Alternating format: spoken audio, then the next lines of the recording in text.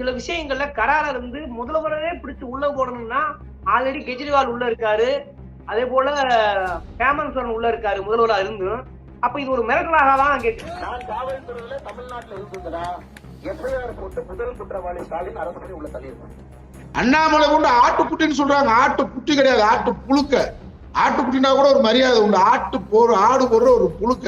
இந்த புழுக்கைக்கெல்லாம் ஒரு சிங்கத்துக்கு நிகராக இன்றைக்கு தமிழகத்திலே திராவிட மாடல் ஆட்சி நடத்தி கொண்டிருக்கூடிய நம்முடைய தளபதி ஸ்டாலினை பார்த்து இது கொக்கரிக்குது. சூரியனை பார்த்து நாய் குறைச்சது மாதிரிதான்.